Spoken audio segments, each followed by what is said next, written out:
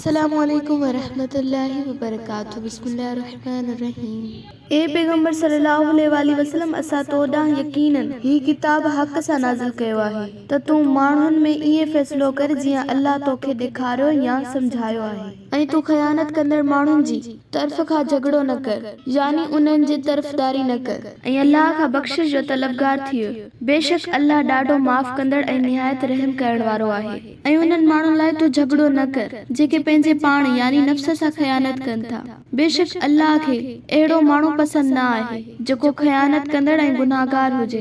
इहे माण्हू इंसाननि खां त पंहिंजूं हरकतूं ऐं करतूत लिकाइनि था, मगर अल्लाह खां नथा लिकाए सघनि। हो यानी अल्लाह त उन वक़्त बि उन्हनि सां गॾु हूंदो आहे जॾहिं उहे राति जो सलाहूं कंदा आहिनि, जंहिंखे हू पसंदि नथो करे, ऐं हू जेको कुझु करे रहिया आहिनि उनखे अल्लाह चङीअ तरह घेरो कंदड़ आहे। हा, तव्हां माण्हू आहियो जेके हिन दुनिया में त उन्हनि ॾोहारियुनि जी पासबानी करे उन्हनि लाइ झगड़ो कयो था, पर क़यामत जे ॾींहुं उन जे पारां अल्लाह सां केरु झगड़ो कंदो या केरु संदन वकील थींदो।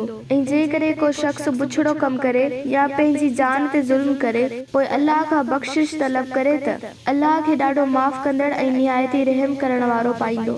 ऐं जेको बि जीव को गुनाह करे थो त उन जो वबाल संदसि सिर ते आहे, ऐं अल्लाह सभु कुझु ॼाणींदड़ ऐं निहायत हिकमत वारो आहे। ऐं जेकॾहिं को माण्हू ख़ता या गुनाह त पाण करे पर उन जी तोहमत या इल्ज़ाम वरी कंहिं ॿिए बेॾोहीअ ते मढ़े त यकीनन अहिड़े माण्हूअ तमामु वॾे बौतान ऐं पधिरे गुनाह जो बार खयो।